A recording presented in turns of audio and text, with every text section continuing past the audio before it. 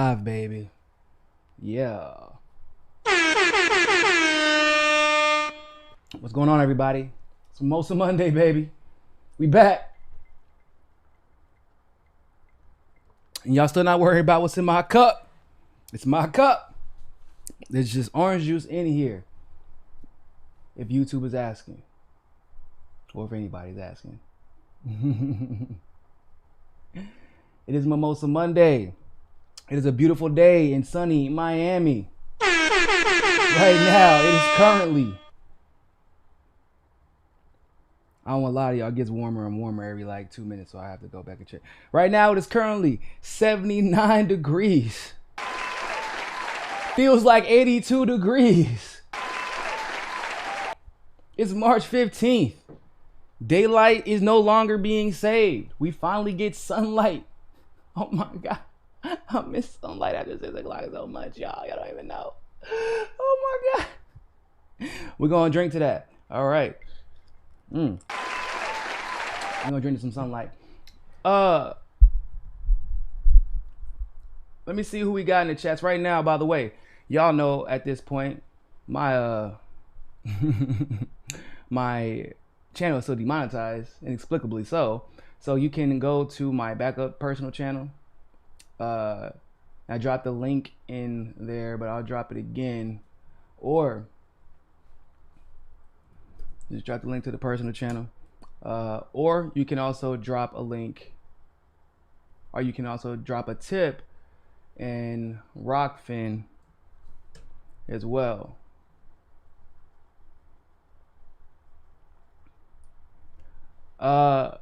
So let me see who we got in the chat right now. Let me check over on Rockfin. We got Holy Heim over at Rockfin. We got Holly Horn at the YouTube channel. Dirty South Bounty Hunters, the Falcon General, Blackhatch.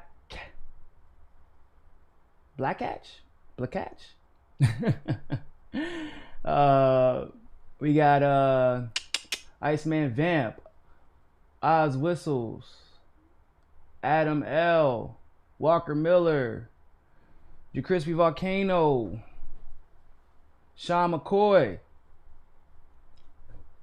We got a lot of people over to YouTube. Make sure y'all go follow us on Rockfin and follow us on the other YouTube page as well.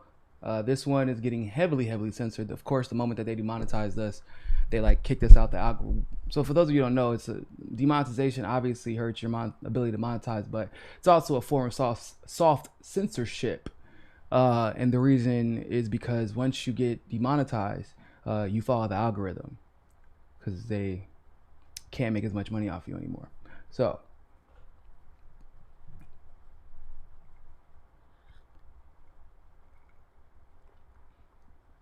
who do we have?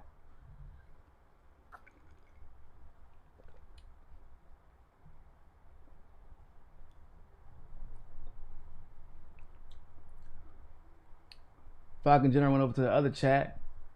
What questions do y'all have for me today? It's been like 3 weeks. It's been 3 weeks, guys. It's been a busy 3 weeks. It's been crazy. We expanded the network. I'm sure you all are familiar with that already. For those of you who may not have been able to see that stream, we added on Slow News Day with Steve Poikonen and Glory.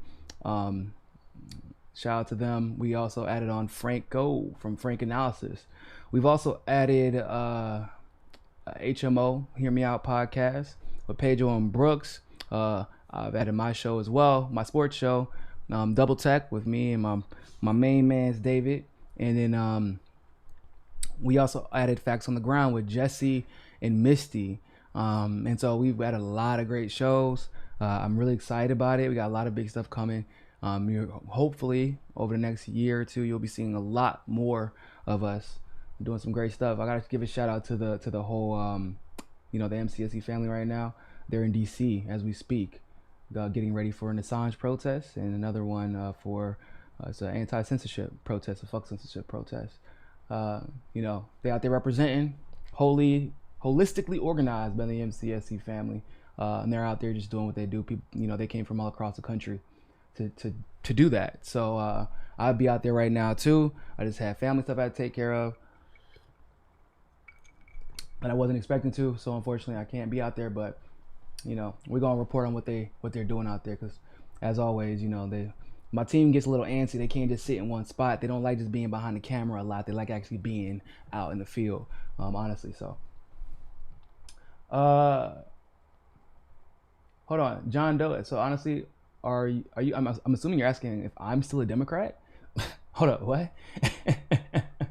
John Doe, are you new here? You've never been a Democrat in ever. Tim Gray over on Rockfin, thank you very much for the tip. What's good? Emblem Fate over on Rockfin, what's up, what's up, what's up? By the way, make sure y'all like this video, make sure y'all share this video.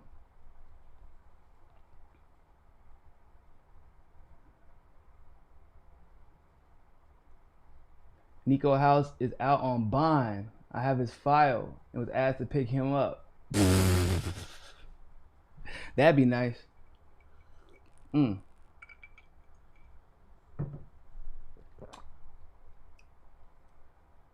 What's up with Jackson Hinkle? So Jackson Hinkle he got into this little scuffle with he got into this little scuffle with Franco and Glory and Ali on a debate that they were having. Basically, it was a debate about whether or not it's better to focus on electoralism versus activism. Now, I watched the whole 2 hours, and I was a little frustrated. I was like, I felt like it was going, civil. Franco never really gets upset about anything. Glory Glory and Ali were both being patient. I felt like they had made their opinions heard. And then at the beginning, I thought they had all agreed with each other, right? So, because that's what it came off as, and they even double checked. So, the subject of MPP gets brought up, and that's a whole different conversation. But basically, Franco and Misty and Jesse from Facts on the Ground have done a fantastic job interviewing people, black people specifically, who had issues with MPP and the way they were handling black people. And that when they would raise their concerns about some of the either purposeful or accidental racism that they experienced, and so this issue gets brought up, and Jackson didn't like it. The way he was kind of like, whenever Glory would talk, right? So if Jackson would talk, they both be very engaged with what Jackson is saying, which is the polite thing to do. But when Glory or Ali would talk, Jackson would yawn constantly, pick up his phone, like just kind of dismiss them. And it wasn't really, it wasn't right the way that he kind of like dismissed them, because the whole point of them being there was that they were, what they thought of them being there was to kind of like reach an understanding and agreement and figure out the best strategy going forward. Even if they disagree in the end, I'm sure that they could have all learned something new. And even still, right? So even if they had a disagreement at the end, and Jackson didn't like the discussion that was being had, I would have thought that they were at least professional enough between the four of them to reach out and have a conversation, just like, hey, maybe I didn't like the way it went, there was a misunderstanding, et cetera, et cetera, et cetera. But instead, Jackson actually ran to Twitter immediately and claimed that he was ambushed. He claimed that he was ambushed in a debate that he knew was coming, about a topic that he knew was coming. And even like with that, like they didn't even go at him to the degree I thought they were gonna continue to go at him after.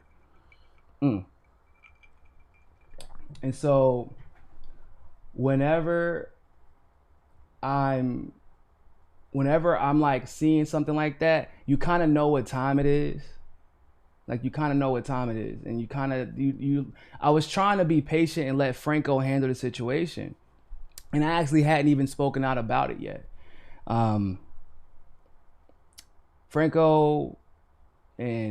Jackson then, like, out of nowhere, randomly brings up Jack Pozovic, like out of nowhere, saying that people have been propping him up. Now, although me and Jack are friends, I'm sure that people, and even Jack himself, would agree that nobody's propped him up. We retweet each other every now and then, because every now and then we agree with what each other tweets out. Biden, Jackson, instead of having a conversation like an adult, he wanted to attack me for something that happened between him and Glory and Ali and Franco. Never reached out to me. And now, mind you, if anybody's watched my show, which obviously you all have, who was the one who was like, yo, Jackson needs his credit for Force the Vote, right? That was me. Who was the one who, like, that was me, bro. Like, we came out and helped him build that protest up because it was worthy of being celebrated. So for him to actually try to like go at me like that out of nowhere because you just didn't like the discussion, like, once again, that shows that the problem that Glory and Ali and Franco had with him to begin with was how dismissive he was being. And he never addressed the concerns of like what they were saying. He never addressed the arguments, actually. If you've looked at any of Jackson's tweets, he's never addressed the arguments that were being presented. He just immediately attacked. So, obviously, I had to drag him. Like, I mean, it's what it is. But it's sad because all you had to do to prevent that, like, in reality, all you had to do to prevent that was just what? Just either own up to it, talk to Glory separately, talk to Franco separately, or talk to Ali separately. Hell, you could even reach out to me. But once again, we see this pattern, and anybody who's watched me debate any of these people, you've already seen how this goes, right? The moment that some white guy who thought that he just was going to be able to come in and run the show because of whatever minority he happened to be debating against that he has little to no respect for, although he doesn't want to admit it, they get dragged in that debate. They become dismissive. They start, doing little underhanded, backhanded comments. And then they do what? They go to Twitter and they gaslight. Oh my God, they're talking over me. Oh my God, they're so angry and emotional. Oh my God. Boo.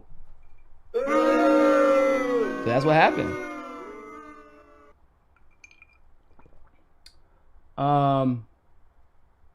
Emblem Fate said, can we stop talking about, I'm assuming talking about, acknowledging the synthetic left? I know they're annoying, but it's better we just move past and don't acknowledge them. They're against change. So I feel what you're saying. I really do. But the issue becomes that if you don't acknowledge them, like, these are still blue checks. These are still people who have massive audiences, bigger than what they should. They have the ability to promote themselves because they have partnerships with network with big tech like YouTube and Facebook and shit like that, even Google to a certain degree. And so because of that, they will grow. And a lot of people in indie media are largely reliant on the perception of their integrity, or the perception of the integrity of their message. This is why I tweeted out yesterday. I was like, yo, the TYT like has been this. They've been propagandists. And we should remember that, especially when we're considering all the leftists they've attacked or denigrated, myself, Fiorella, Pasta, Tulsi. I mean, the list is infinite. You know how they are. Jimmy, they've attacked him. Like, they've attacked all of us. They attacked Force the Vote, right? They attack all that. Every organized effort. They attack Assange. They attack people who support Assange. And now you're seeing why they did that. Because it was so they wouldn't get exposed as not being real, as being disingenuous. Unfortunately, it was kind of, their audience was so big that it took the most obvious of missteps for them to get exposed in the way that they have been. But it also took us having to acknowledge what they've done, you know, with a little bit of a platform that we have, in order for people to kind of like start seeing those patterns forming. Otherwise, you would kind of they would never be talked about, and then out of nowhere, people would think you're just attacking them for random reasons, like out of jealousy or out of spite or something like that. So like, because there hadn't been that pattern established. So although I feel what you're saying, you kind of do want to ignore them to a certain degree,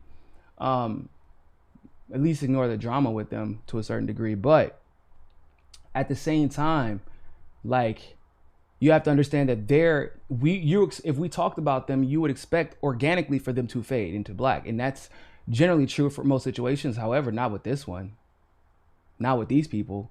They're not organically popular to begin with, so you can't beat them with this. Like, you can't expect them to disappear organically, like you would if you kind of like just ignored somebody's existence when their growth isn't organic to begin with. So.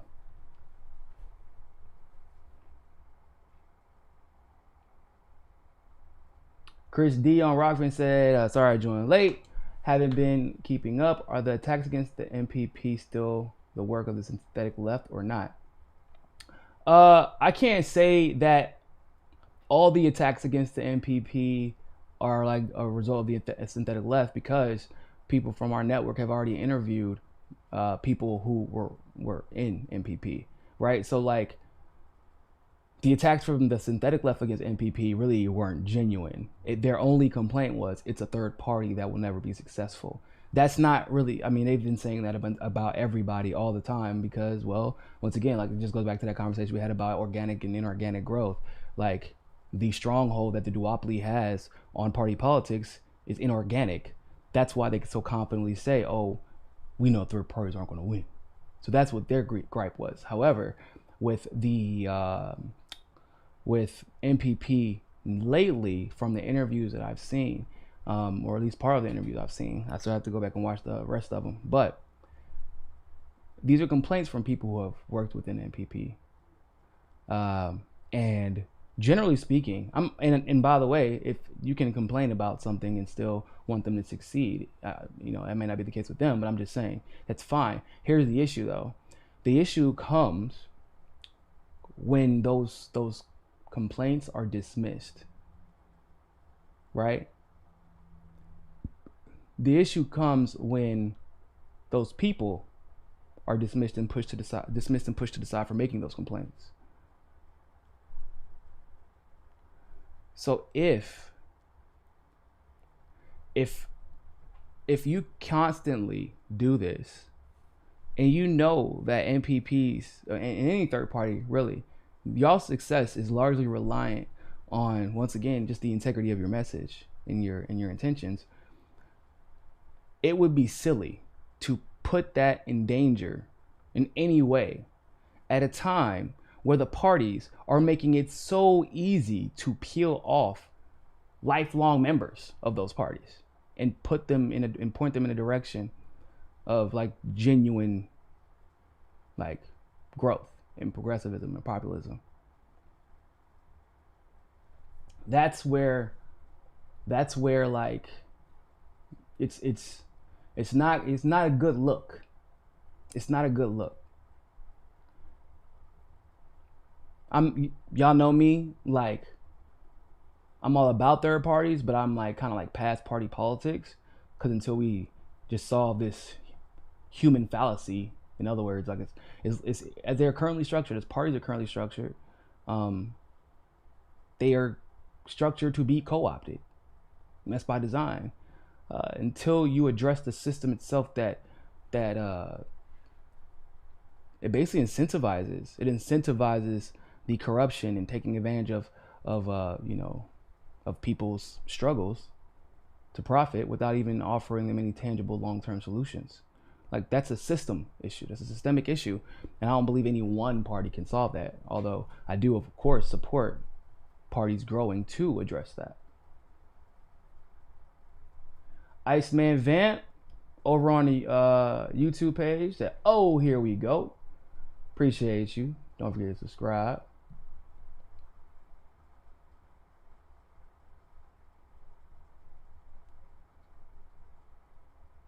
Martin said he put somebody on the ground for fee. Oh man, I feel you though.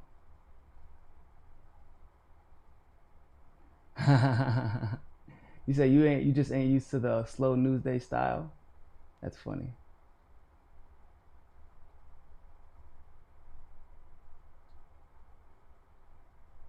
Blah, blah, blah. Oh, y'all know right now. So Convo Couch and Slow News Day right now are in DC. They're in DC right now. They Steve texted me. He said lunch with the Convo crew plus Glory is fucking hysterical.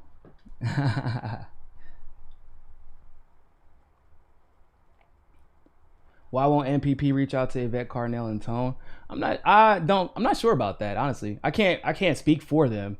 But it might have something to do with the whole idea of like their dismissal of black issues in general, maybe.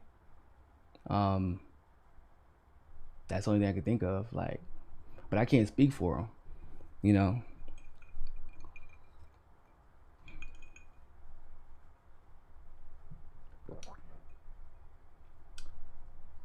The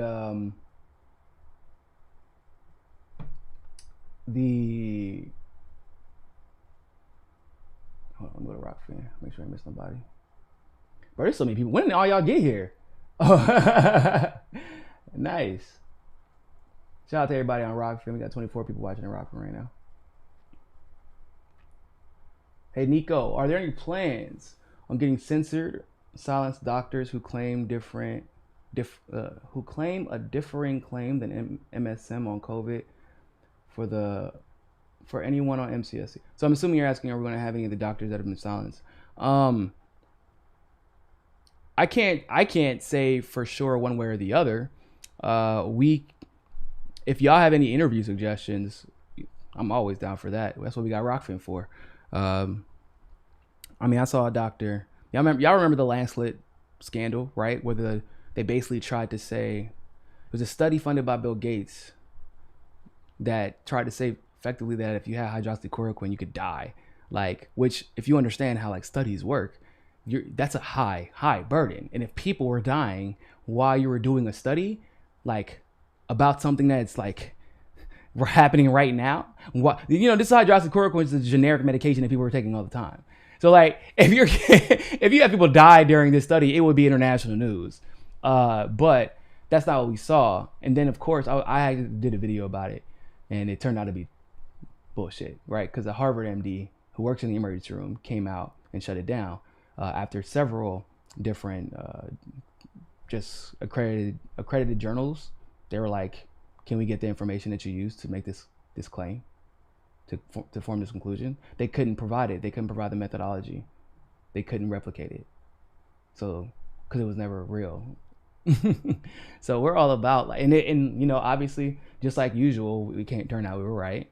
And so we're all about having like different doctors and shit like that. Because that's the only reason I knew about hydroxychloroquine, because I know a doctor who prescribes hydroxychloroquine all the time. And so you had the same feeling, like, what the hell? If this is a problem, like this would be widely known, but it wasn't. It wasn't a problem. Here we go. Hey Niko, Rachel D said, hey Niko, what are you looking forward to or not looking forward to at the Better Discourse Conference in Kenosha? I am looking forward to seeing some old friends. I'm looking forward to there being more people than there were last time.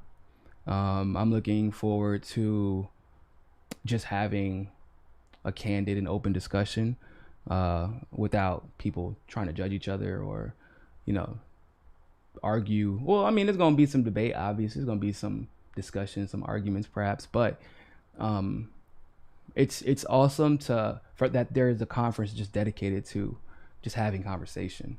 Last time I got to meet some people that were dope. Like, they were conservative, but we had a conversation, so they like kind of like understood why I stood where I do stand when it comes to policing institutions and being fervently against them. And just like through that conversation, we got to talk about a lot of different things.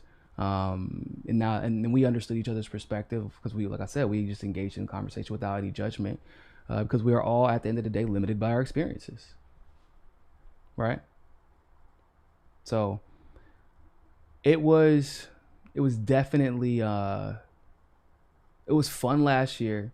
I think it's going to be more fun this year, especially like I said, there are going to be more people there because the COVID restrictions will be loosened up, and I'm just hoping that we can just have a continuation and build upon what we've already built on.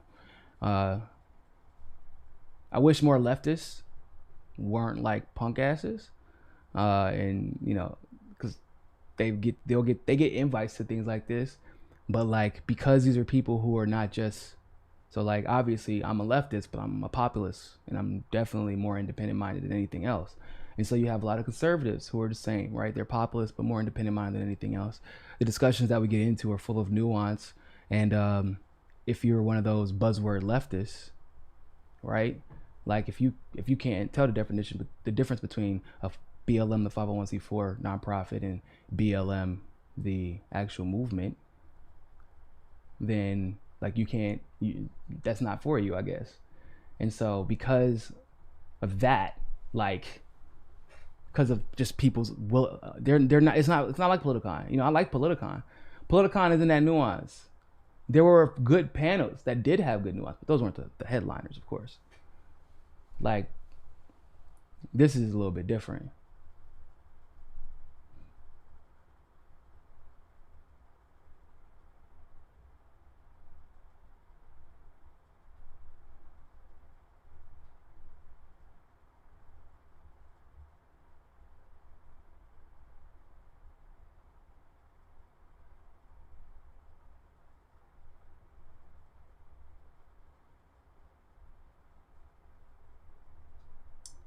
Hey people, I see y'all ask me like questions about like why someone else did something else.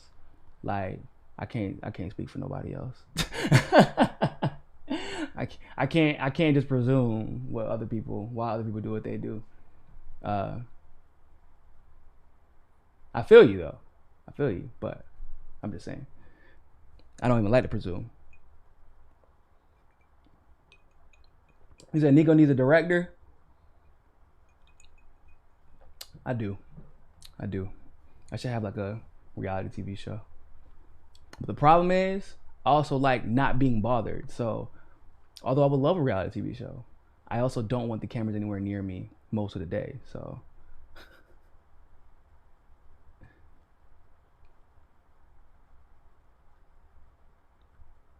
hey, Misty's in the chat. What's going on, Misty?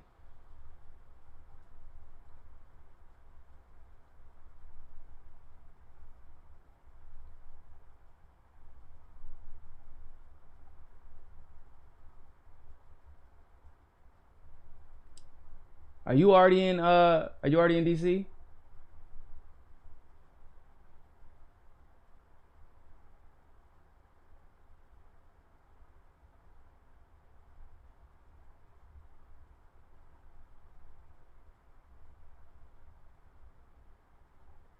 Can you play Misty for me? I don't know how to play Misty. I don't just have like a Misty button. Leaving tomorrow morning. All right.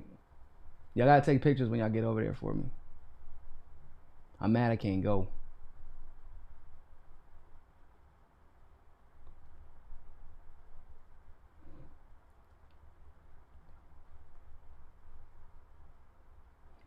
Did everyone see Luna Oi dismantle Vaush?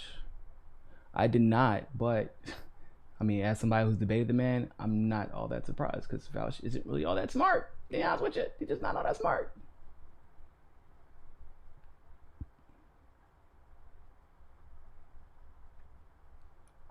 I mean, he's also a pedophile, so there's that.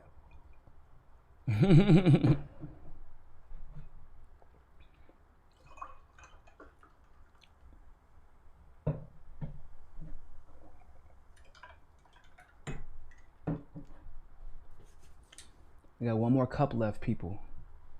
So let's make sure we end this up. I need a good question. I want a really good question.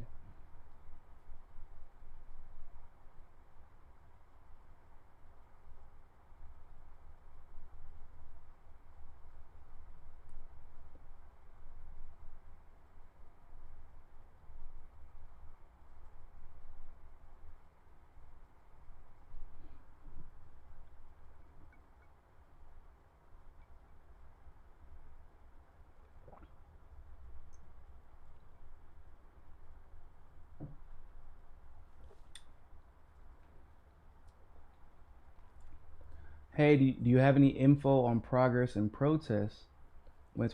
Uh, they're in DC this weekend. Actually, I'm assuming you mean progressive protests. I think that's what you talking about progress and protests like that an organization, or are you talking about progressive protests? 'Cause, I mean, I guess I don't have the answers to the former, but I do know some progressive protests going on. Really, Misty, really, Misty. Who is your favorite new member of MCSC? Really, my favorite new member is Bebe. That's the kitten that followed me home from the gym. Even though she's a bitch to me sometimes, and it's probably why I love her so much, because her love is so fleeting. So probably Bebe. Y'all pretty cool too though.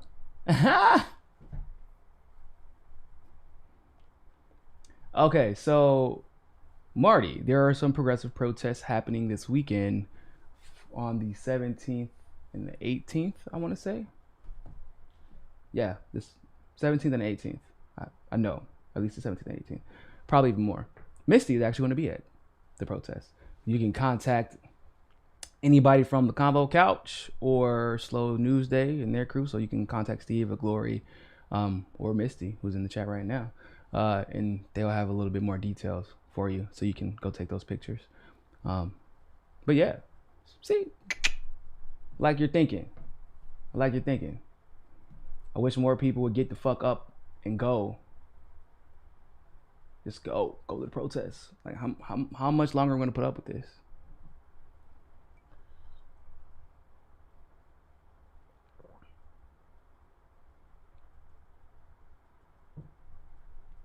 Who said moisty?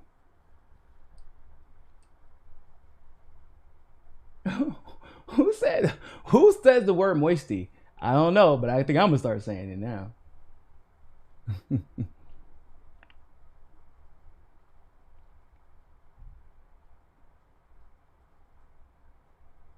One of the reasons David Odin said one of the reasons Florida has such lower COVID rates, such lower rates of COVID-19 deaths is because of the number of doctors and hospitals in Florida using it. Oh, you talking about ivermectin? Oh, I'm familiar with ivermectin. Pasta swears by it.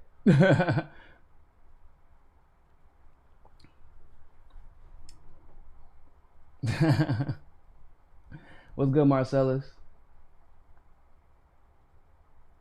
Where's Mindy? Who you got? Oh Lord, you talking about because Pasta always calls Misty Mindy by accident, or because Steve always calls Misty Mindy by accident?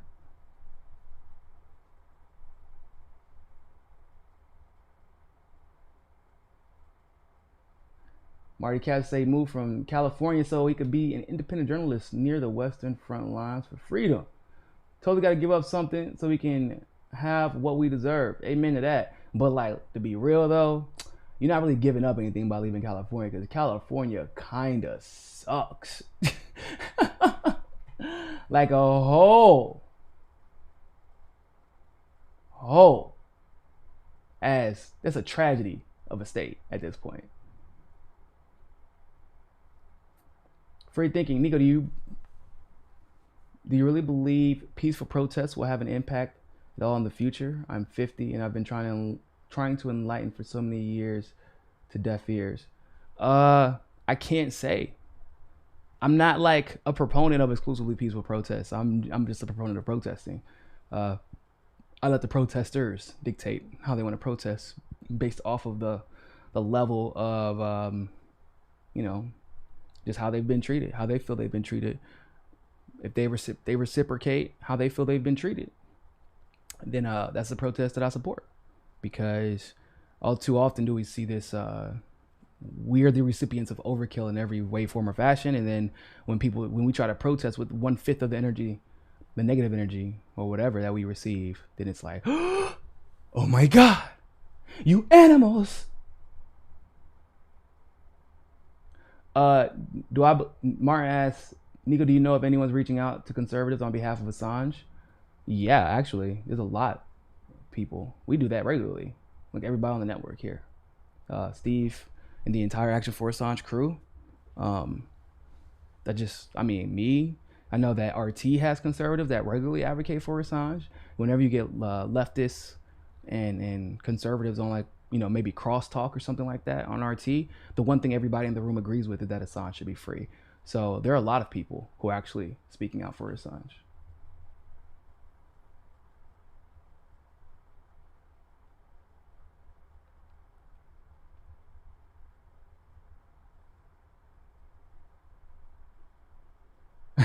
See, Missy just said she's part of this. She's on, co-host Facts on the Ground as part of the Assange crew.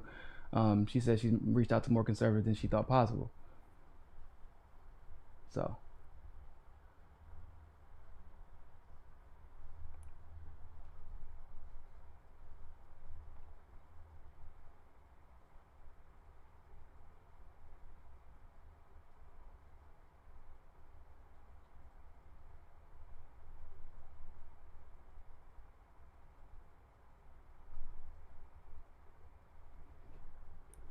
All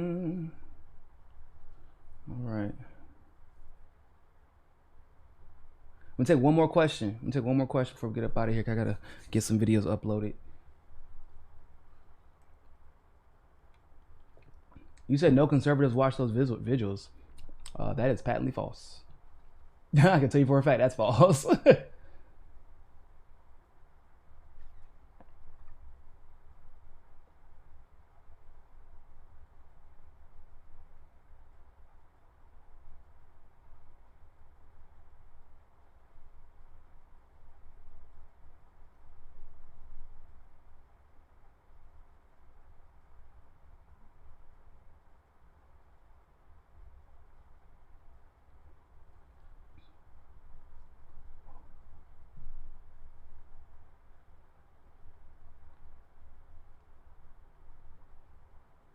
Man, nobody asked. Nobody has like a fire question. I'm doing one more question.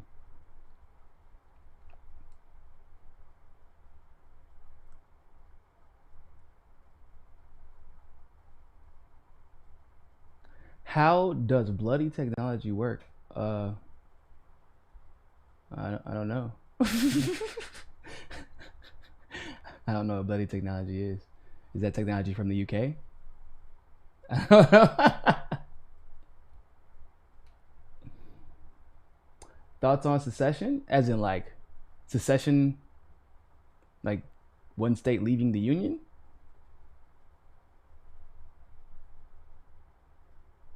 Is that what we talking? I mean, you out here trying to get me? You gonna have the federal marshal running up on me?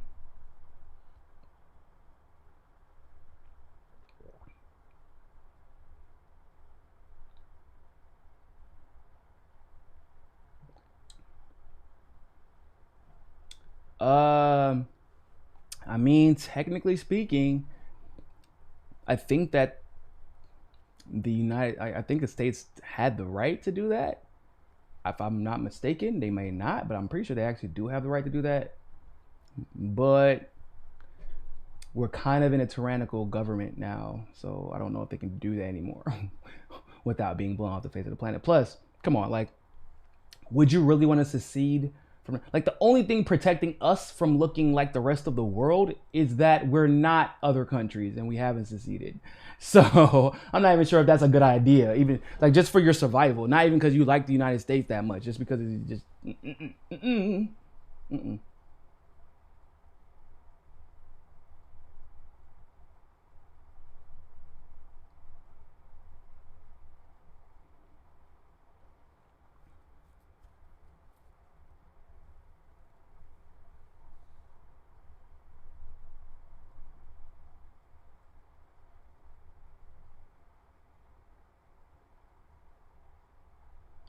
All right, so with that being said, ladies and gentlemen, I'm going to get up out of here. I got to get some other videos done for you all. Make sure you like this video. Make sure you share this video. Make sure you subscribe. Hopefully, we'll be getting super chats back on the main page soon. We will see though. This is YouTube we're talking about. But go follow us on Rockfin as well. Just want to give a quick shout out to Whitney Webb and Vanessa Beeley and Ryan Christensen from Last American Vagabond, who have all been banned from Patreon. And Vanessa Beeley was banned from YouTube. Whitney Webb and TLAV were banned from Patreon. And the excuse they gave Whitney Webb at first was that she didn't, that she was spreading misinformation. And then when she actually provided factual evidence of the information she was providing, they said instead that she was being banned because her information, although it may be factual and although it even may be sourced from primary resources or even mainstream, they told her that, yeah, but it might discourage someone from fighting against the COVID-19 virus. I'm not sure how facts can, like, that's weird. It's weird, don't you think? So now we've entered into the realm of facts no longer matter. Like, even if you're speaking facts, even if you're using mainstream media to back up those facts, you can still be banned. So Whitney Webb and Vanessa Beeley are both on Rockfin, so I encourage you all to go follow them there. Other than that, ladies and gentlemen, make sure you once again like this video, make sure you share this video. Thanks for tuning in to this Mimosa Monday, and always remember, more than anything else, find your balance.